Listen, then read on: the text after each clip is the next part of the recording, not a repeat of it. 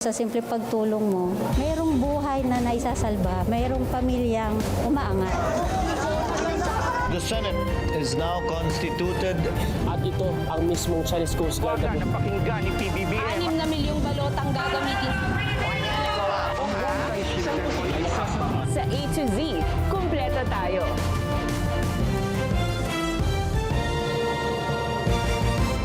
Luzon, Visayas, Mindanao at buong mundo. Ngayon ay Martes, November 18, 2025.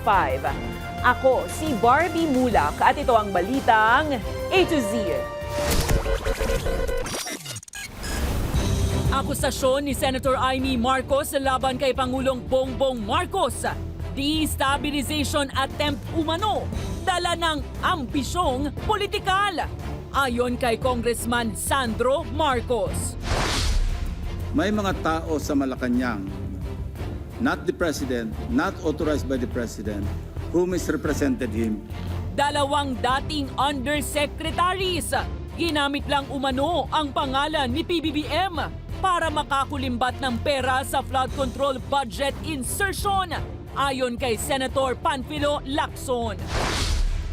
Liderato ng bansa, questionable umano. Pero militar, hindi lalahok sa destabilization plot, ayon kay Baguio City Mayor Benjamin Magalong. 37 days bago ang Pasko. Presyo ng mga parol at Christmas decors, kaya pa rin ba ng bulsa? Sa showbiz, shooting ng bagong Kapamilya series ni Catherine Bernardo at James Reid sinimulan na. At Tony Award winner Lea Salonga may special performance sa 20th anniversary ng Hong Kong Disneyland.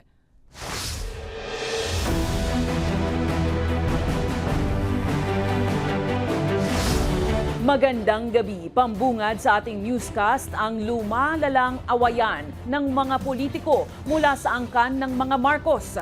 Ang latest, tinawag ni Presidential son at Congressman Sandro Marcos na irresponsable ang pahayag ng kanyang tsahing si Senator Amy Marcos na inaakusahang lulong sa droga si Pangulong Bongbong Marcos Jr. Ayon sa kongresista, nais pataubin ng senadora ang administrasyon dahil sa kanyang mga ambisyon. Sagot naman ng Malacanang, hindi magre-resign ang Pangulo dahil sa mga aligasyon. Ang balitang A to Z ni Ace Cruz. Binweltahan ni Presidential son at kongresistang si Sandro Marcos ang tiyahin niyang si Senador Amy Marcos sa mga maanghang na salita at alegasyon laban kay Pangulong Ferdinand Marcos Jr. na gumagamit umano ng iligal na droga. Ayon sa congressman, delikado at walang basihan ang pahayag ng senadora at wala itong idudulot na maganda. Idinawit din ng senadora si First Lady Lisa Araneta Marcos sa kanyang speech Lunes ng gabi sa Rally for Transparency ng Iglesia ni Cristo sa Canino Grandstand. Batid ko na nagda-drug siya. Mas lumala ang kanyang pagkalulong sa droga.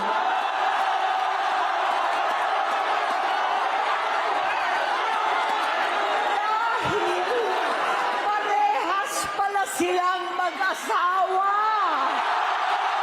Para sa kongresista, layo ng kanyang tiyahin na pabagsakin ang administrasyon para manaig ang pansariling ambisyon sa politika. Malinaw niyang hindi tunay na kapatid ang ipinakitang asal nito. Sagot ng senadora, handa siya magpa-DNA test para patunayan ang kanyang pagiging kapatid ng Pangulo. Pero hamon niya sa first couple, magpa-hair follicle test sila, isang uri ng drug test. Iginit naman ng Malacanang na walang planong mag-resign ang Pangulo sa harap ng anilay desperadong hakbang ng kanyang kapatid. The President is still working and keeps on working for the country. So hindi po opsyon sa administrasyon, sa Pangulo ang pagbibitiw. Ang Pangulo ay matapang, nahaharapin kung ano man ang suliranin ng bansa. At sila mga nag-iingay, sila ay ingay lamang. Reaksyon naman ni Senate President Tito Soto sa pahayag ni Senador Marcos. It could be the defining moment of her political career. Hindi naman nagustuhan ni Senate President Pro Tempore Ping Lacson ang panibagong tirada ng senadora sa Pangulo. That's very un-Filipino, no? Kasi tayo, magkaaway man yung magkapatid, di ba, nalilimit yung usapan within the confines of the home. Or at most, minsan, binubulong sa mga kaibigan na sinisiraan yung kapatid. But not in front of hundreds of thousands of Filipinos, especially in a religious gathering. Ayon naman kay House Deputy Speaker Ronaldo Puno, ang pahayag ni Senador Marcos ay bahagi ng destabilization attempt at ang mga kilos ng Pangulo ay hindi anya kilos ng taong lulong sa droga. Para sa Balitang A to Z, Ace Cruz. Nagpatawag ng emergency meeting ang mga alkalde sa Ilocos Norte. Sa harap yan ng lumalalang hidwaan sa loob ng pinaka-prominenteng pamilyang politikal sa bansa na mula sa naturang probinsya. Ibinahagi ni Senator Amy Marcos ang notice ng pagpupulong na nakatakda sa Miyerkules, November 19. Nakasaad rito na bawal ang proxy at inaasahang walang mag-a-absent, kaya dapat ay bigyan ng mataas na prioridad ang pagpupulong. Sa post naman sinabi ni Senator Amy na pinag-iingat niya ang mga local officials mula sa palasyo at mula kay Sandro Marcos. Mababatid na ang anak ni Senator Amy na si Matthew Marcos Manotoc ang vice-gobernador ng Ilocos Norte. Governor naman ang kanilang tiyahin na si Cecil Araneta Marcos, habang 1st District Representative si Presidential son Sandro Marcos. Puro ingay lang at walang basehan. Yan naman ang reaksyon ng ilang grupo sa paratang ni Senator Amy Marcos na nagdodroga umano ang kanyang kapatid na Pangulong Marcos sa ikalawang araw ng rally ng Iglesia ni Cristo nitong Lunes. Sa isang pahayag, iginiit ni Alyansa ng Makabayan at Sibikong Organisasyon Chairman Emeritus Dr. Jose Antonio Gocha. Maingay at matapang ang pahayag ng senadora, pero anya gaano man kalakas ang sigaw, hindi nito napalitan ng katotohanan na wala siyang ipinakitang kahit isang patunay o ebidensya. Dagdag niya, mabigat ang akusasyon pero walang mabigat na ebidensya dahil kung seryoso ang paratang ng senadora sa kapatid, dapat ay seryoso rin ang pruweba at hindi maaaring puro galit at drama lang ang ihahain sa publiko. Dagdag pa ni Goycha, ang hindi basta-basta ang pag-aakusa ng paggamit ng illegal na droga at nararapat na suportado ito ng mga test, medical at official reports. Hindi rin dapat pagluruan ang tiwala ng taong bayan. Isiniwalat ni Senate President Pro Tempore Panfilo Ping Lacson na posibleng ginamit lang ng ilang opisyal ang pangalan ni President Ferdinand Bongbong Marcos Jr. upang makapangulimbat ng pera mula sa 100 billion peso budget insertion na sinasabi ni resigned Congressman Zaldico. Tinukoy ni Lacson sina Undersecretary Adrian Bersamin at Yusek Trigiv Olayvar na posibleng nag-name drop o nag-misrepresent kay PBBM. Base yan sa salaysay ni DPWH Yusek Roberto Bernardo. Ang detalye sa ating balitang A to Z. May mga tao sa Malacanang, not the President, not authorized by the President, who misrepresented him. Nais pa imbestigahan ni Senator Ping Lacson ang apo sa pamangkin ni resigned Executive Secretary Lucas Bersamin na si resigned Undersecretary Adrian Bersamin dahil sa posibleng pagkakasangkot sa flood control mess. Si Yusek Adrian, na dating head ng Presidential Legislative Liaison Office, ay kasama sa nag-resign nitong Lunes. Idinawit siya ni Zaldico na inutusan umano ni President Ferdinand Marcos Jr. na ipasingit ang 100 billion pesos sa 2025 national budget. During the meeting, binigay po ni Yusek Adrian Bersamin ang listahan na worth 100 billion. Tinanong ko po si Yusek Adrian kung saan galing ang listahan. Ang sagot niya, galing kay PBBM mismo. Pero ayon kay Lacson, sinabi sa kanya ni ex-DPWH Undersecretary Roberto Bernardo na ginamit lang umano ng nakababatang Bersamin kasama ang kare-resign lang din na Education Yusek na si Trigiv Olayvar ang pangalan ni Pangulong Marcos para makapangulimbat ng kickbacks. Undersecretary Adrian Bersamin. He name-dropped the President, making Zaldico believe na utos ng Pangulo na ipasok sa BICAM yung insertions na 100 billion. Now, Yusek Trigiv Olayvar. Ibinahagi pa ni Bernardo kay Lacson ang modus kung saan kinakatagpo umano niya si Olayvar para mag-deliver ng pera. May armor van si Yusek Olayvar, may armor van siya, magpapark sa basement ng Diamond Hotel, darating yung van driven by Olayvar, and possibly, sabi niya, hindi siya sigurado, and possibly along with Adrian Bersamin. Bakante yung armor van, ipapark, idadrive yung isang van na puno ng pera. Ayon kay Lacson, totoong may 100 billion pesos na isiningit sa 2025 BICAM. Pero ang mga proyekto rito ay ivinito o dinelay rin mismo ng Pangulo.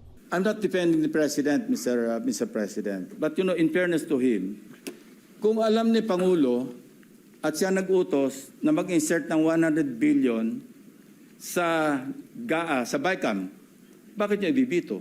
Ibinahagi ni Lacson ng revelasyon ni Bernardo kay PBBM umaga ng Lunes. Ilang oras lang bago ianunsyo ang sorpresang pagbibitiw ni na Executive Secretary Bersamin, Yusek Bersamin at Budget Chief Amena Pangandaman.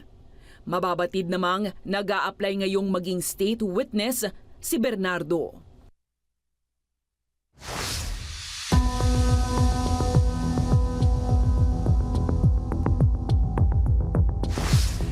Naghain na sa Sandigan Bayan ng mga kasong malversation at graft ang Office of the Ombudsman laban kay dating Congressman Zaldico, SunWest Incorporated at ilang opisyal ng DPWH Region 4B. Ito ang kauna-unahang kaso na inirefer ng Independent Commission for Infrastructure o ICI sa gitna ng investigasyon sa flood control corruption issue. Kinasuhan ng grupo dahil sa umano'y 289 million pesos na non-existent at substandard flood control project sa mag-asawang Tubig River sa Nauhan, Oriental Mindoro, isang road dike project na pinondohan sa ilalim ng 2024 National Budget ng DPWH. Ayon sa mga prosecutor, itinayo ng SunWest Corp na pagmamayari ng pamilya ni Ko ang naturang ghost project na hindi talaga ginawa o sinimulan. Giit ni Assistant Ombudsman Nico Clavano, ito pa lang ang unang batch ng mga kaso na inihahain at marami pang susunod. Samantala, dahil sa paghahain ng kaso, maaari nang humiling ang Ombudsman ng pagkansela ng pasaporte ni Ko. The Office of the Ombudsman assures the Filipino people that we will pursue this case firmly, independently, and without fear or favor. Public funds were meant to protect communities from flooding, not to enrich officials or private contractors. Iginigiit ni House Speaker Faustino Boji D. III na hindi sapat ang video statement ni dating Appropriations Chairman Zaldico na nag-uugnay kina Pangulong Ferdinand Marcos Jr. at dating House Speaker Martin Romualdez sa umano'y 100 billion peso insertion sa 2025 budget. Ayon kay D, kung mabigat ang paratang, dapat mas mabigat ang paninindigan at kailangan umano ni Ko na umuwi, humarap, manumpa at maglabas ng ebidensya sa harap ng ICI. Binatikos rin ni D ang pag-iiwas ni Ko na sa halip na maglinaw ay mas nagdagdag umano ng kalituhan sa publiko. Giit pa ng Speaker, handang magbigay ng proteksyon ng pamahalaan kung talagang may banta sa buhay ni Zaldico.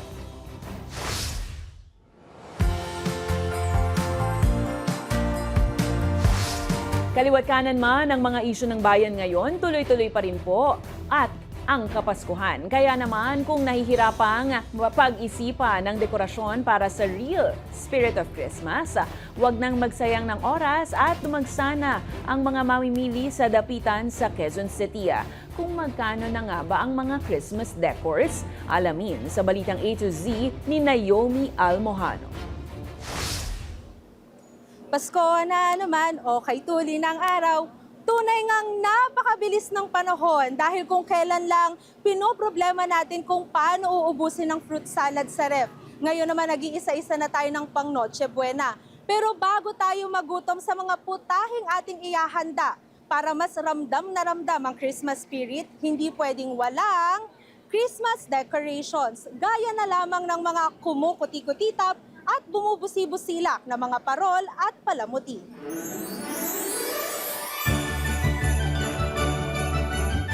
Marami-rami na ang mga namimili sa Dapitan Arcade sa Quezon City, na kilalang bilihan ng mga Christmas decoration tuwing Burr month. Mula sa mga Christmas tree, Christmas balls, mga makukulay na Christmas lights, naglalakihang parol at mga figurin, walang tigil ang pagkuha at pag-abot ng mga nagtitinda sa kanilang mga customer.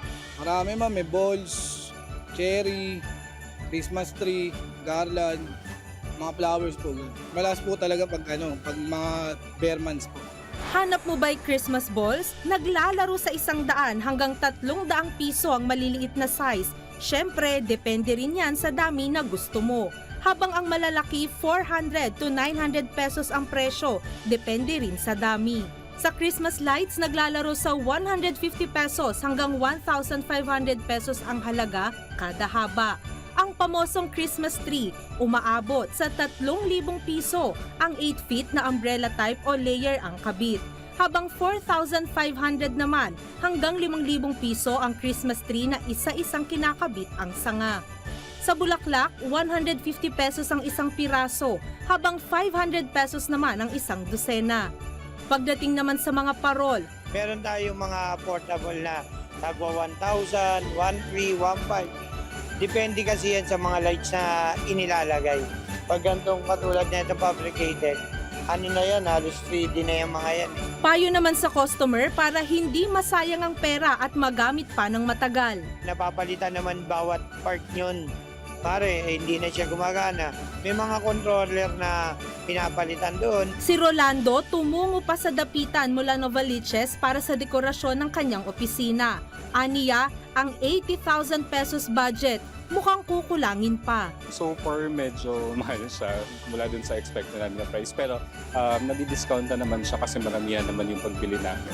Ayon sa mga nagtitinda, hindi natataas pa o magbabagsak ng presyo kahit pagsapit ng Disyembre. Mananatili sa presyo ang kanilang mga paninda lalo na sa mga last-minute shopper. Pero paalala sa publiko, hindi naman kailangan na palaging bago at bongga ang mga dekorasyon lalo na kung tight sa budget.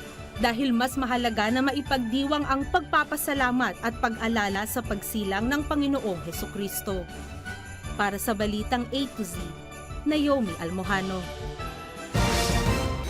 Speaking of Christmas, nagpaalala ang Department of Labor and Employment sa mga employers sa pribadong sektor na obligadong ibigay ang 13th month pay sa lahat ng mga manggagawa bago mag-December 24. Ayon kay DOLE Bureau of Working Conditions Director Alvin Curada, matagal nang ipinaalala ni Labor Secretary Bienvenido Laguesma na mandatory at nasa batas ang pagbibigay nito sa mga empleyado. Nakasaad sa Labor Code at Presidential Decree 851 na dapat makatanggap ng 13th month pay ang lahat ng rank and file employees sa anuman ang kanilang posisyon, paraan ng sahod o employment status. Saklaw dito ang piece rate workers, may multiple employers o nasa maternity leave. Habang prorated naman ang 13th month pay na matatanggap ng mga empleyadong nag-resign, retired at maging natanggal sa trabaho. Tayo sa gobyerno, hindi tayo entitled ng 13-month pay, but may separate tayo na scheme. And then yung mga working in the personal service of another, hindi rin sila kasama. Yung purely commission, task basis, hindi rin sila kasama. Hindi sila entitled ng 13-month pay. But yung mga workers natin na combination yung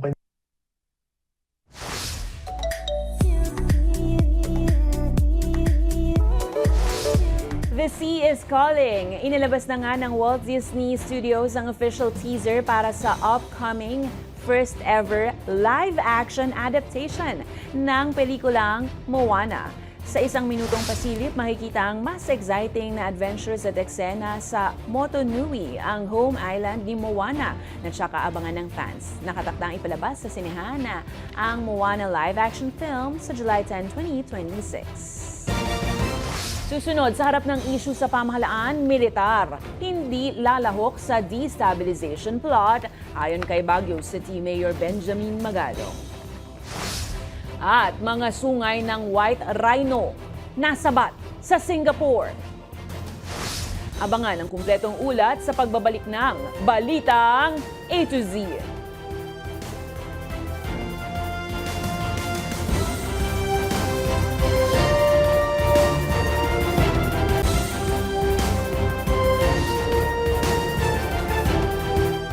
Ang 2026 national budget ang magiging pinaka-transparent na pambansang pondo. Yan ang pangako ni Senate President Vicente Tito Sotto III sa harap ng mainit na issue ng umano'y korupsyon sa 2025 budget. Sa pag-arangkada ng Senate budget deliberation, sinabi ni SP Sotto na isa sa publiko hindi lang lahat ng hearings kundi maging ang bicameral conference committee hearings kung saan pinagtatagpo ng mga representante ng mataas at mababang kapulungan ang ilang pagkakaiba sa Senate at House versions ng panukalang pondo. Makailang beses kasing lumabas ang alegasyon sa BICAM hearings ni umano nangyayari ang pagsisingit ng pondo para sa korupsyon. Una na ring pinuligsan ni Senate President Pro Tempore Ping Lacson ng umano'y bagong mukha ng pork barrel sa anyo ng allocable budget. Ito yung sistema umano ng pag-a-allocate o paglalagay ng halaga ng budget bago pa man ang mismong detalye ng proyektong paglalaanan nito.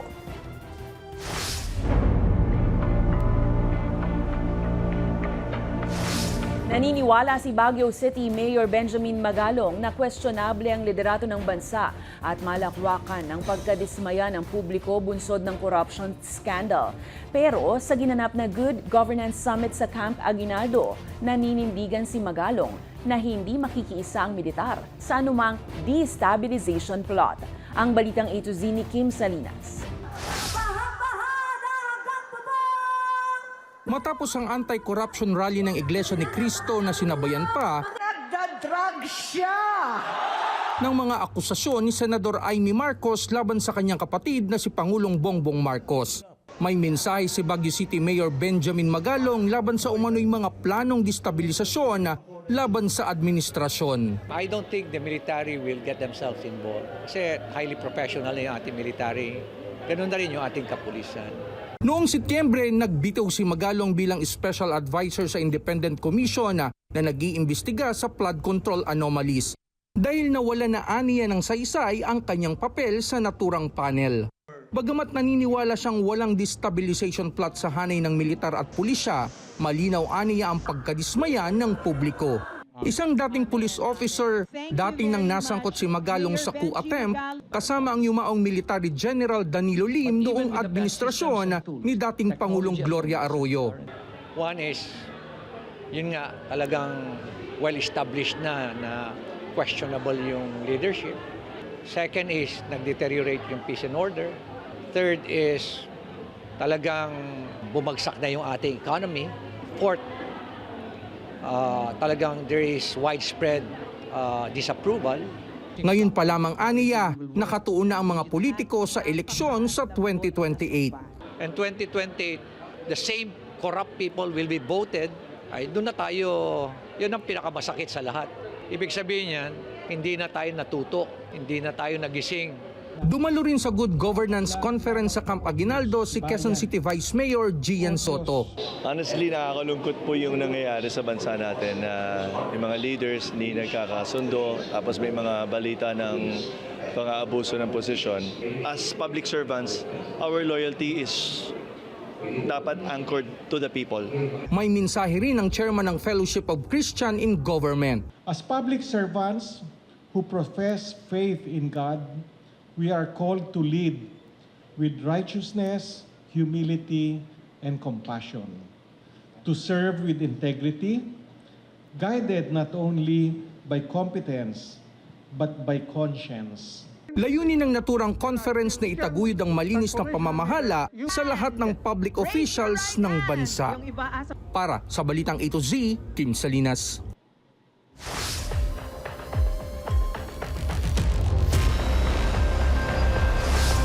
Ibinasura ng Korte Suprema ang urgent petition ni Senator Ronald Bato de la Rosa at dating Pangulong Rodrigo Duterte para pigilan ang Office of the Ombudsman na mailabas ang umano'y arrest warrant mula sa International Criminal Court.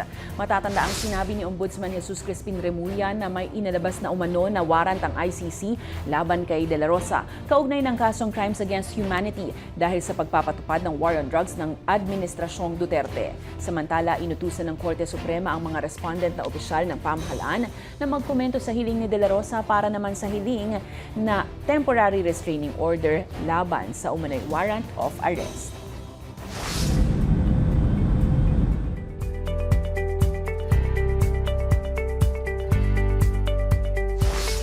Nasabat ng mga otoridad sa National Parks Board sa Singapore ang iligal na mga sungay ng endangered rhinoceros na tinatayang nagkakahalaga ng humigit $1 milyong.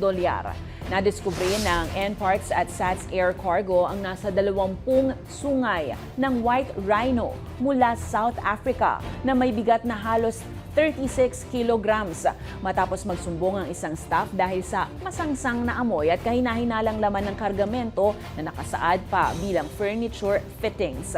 Sa x-ray at inspeksyon, tumambad ang humigit kumulang 150 kilos ng iba-ibang bahagi ng naturang hayop.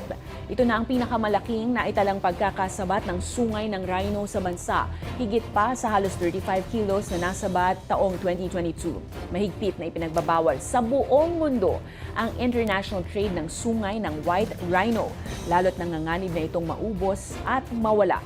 Agad na inilagay sa kustudiya ng NParks at Airport Police ang kargamento at susunugin o i-dispose ang mga ito ayon sa guidelines para hindi na muling maipasok sa illegal wildlife trade. Sa aming pagbabalik sa showbiz, shooting ng bagong Kapamilya series ni Catherine Bernardo at James Reid sinimulan na. At pinansagang Disney Princess ng Pilipinas na si Lea Salonga may aabangang performance sa anibersaryo ng Hong Kong Disneyland. Manatiling nakatutok, kayo ay nanonood ng Balitang A to Z.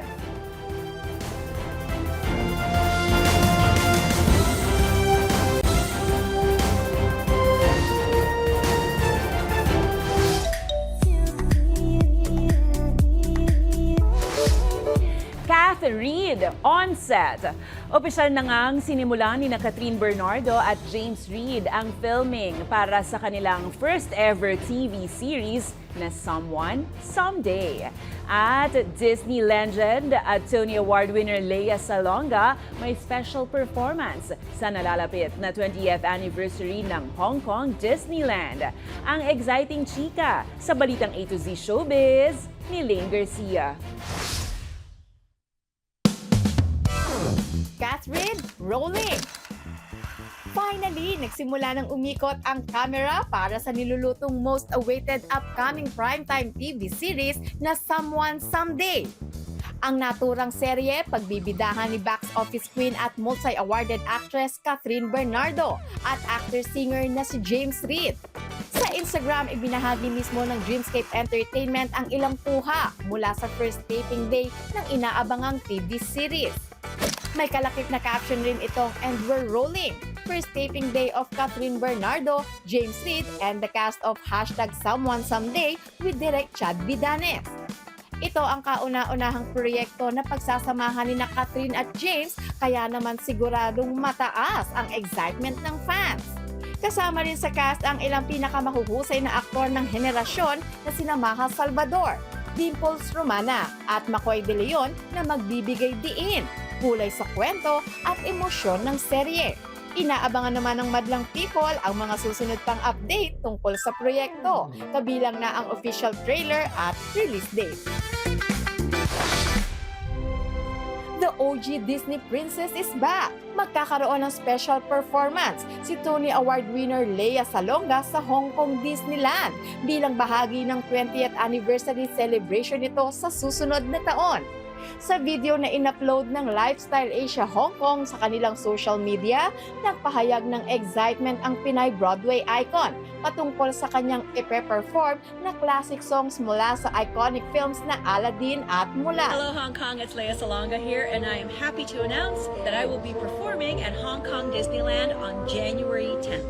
Of course, I'll be singing your favorites from Aladdin and Mulan. Isa si Lea sa kauna-unahang Asian artist na bumoses sa dalawang Disney princesses mula sa iconic at certified blockbuster Walt Disney animated films bilang si Jasmine sa pelikulang Aladdin noong 1992 at singing voice ni Princess Mulan sa musical animated film na Mulan noong 1998.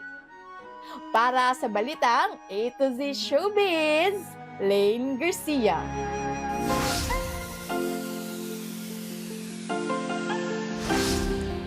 Ang gusto lang naman ng couple na ito, makapag-shoot ng magandang prenup para sa kanilang upcoming wedding. Pero ano itong biglang umeksena?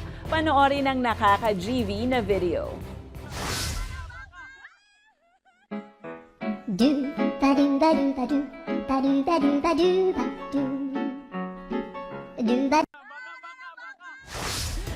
Baka-baka.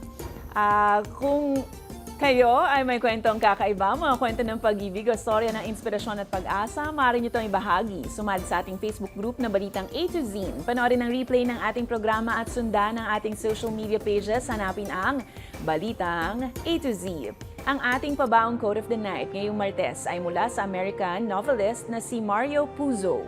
Ang sabi niya, "Ang lakas ng pamilya, tulad ng lakas ng isang hukbo, ay nakasalalay sa katapatan at pagtatanggol sa isa't isa."